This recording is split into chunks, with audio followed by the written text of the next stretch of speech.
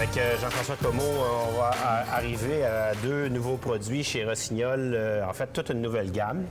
Ça fait après plusieurs années que le Soul 7 est un grand succès.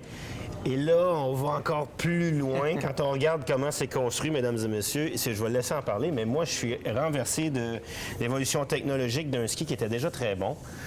Puis, je dirais comme une 911 qui est très bonne. Tu dis comment ils vont l'améliorer?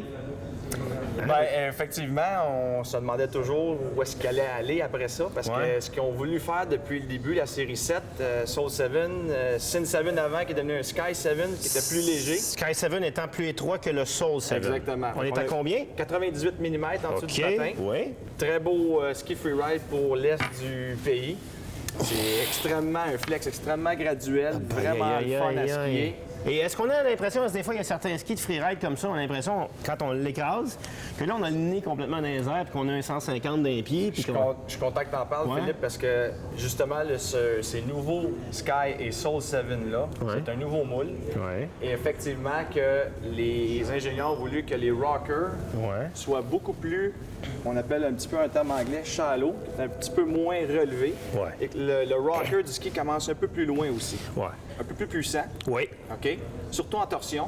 À cause de? À cause de la nouvelle fusion entre le noyau de bois et le type de composite.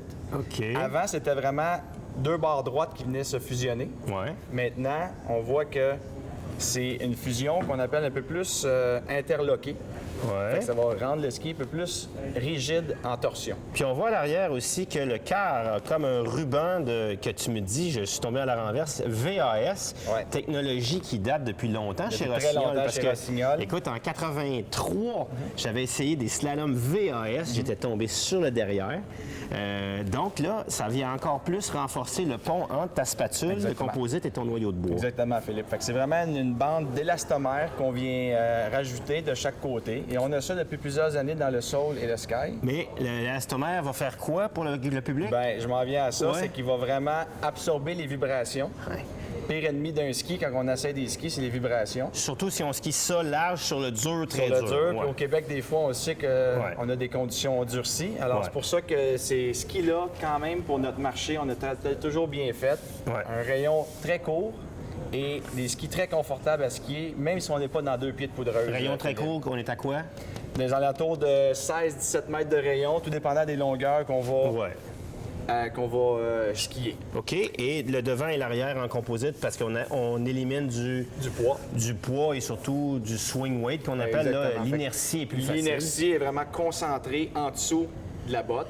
On a notre pleine largeur, notre pleine longueur de ski pour flotter dans des conditions de neige molle. OK. Et les skis sont fils extrêmement légers. C'était la force et le succès des skis freeride chez Rossignol. Je vais essayer de bouger le ski qu'on le voit à la caméra. On voit la technologie Carbon Alloy Matrix, ou HD, qu'on a défini ça par le HD, Higher Definition. Fait que c'est une fibre qu'on a introduite dans nos skis, qui rend les skis plus légers et surtout plus puissants sans rajouter de poids. C'est ce tressage en 45 degrés. 45 degrés. Plus puissant sans rajouter de poids. Parce qu'avant, le Soul 7 était pour certaines personnes puissantes, c'était peut-être pas assez de ski. Bien, des fois,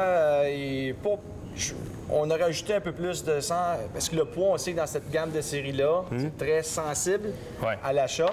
Alors, sans rajouter de poids, on a rendu le ski plus puissant. OK. Et c'est ce qui fait la beauté de cette technologie. Magnifique. Et en plus, ils sont très beaux, ils sont très cool. Je pense qu'ils sont très actuels, ils sont très épurés. Je pense qu'on va avoir un autre succès avec cette série-là.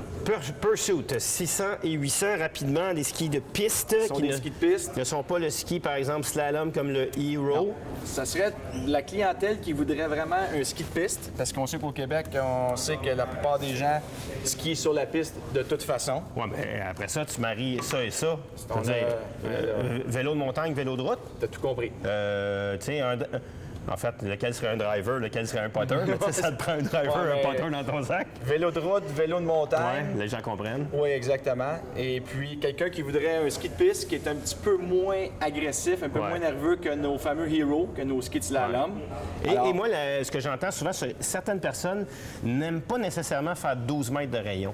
Et je leur dis, bien, pensez peut-être au Hero un peu plus long, 172, qui va à 14 mètres de rayon. Exactement. C'est un super beau ski, ça. Mais il y a du monde qui n'aime pas ça, là. Sling, sling, sling, sling. C'est parce que c'est très épuisant.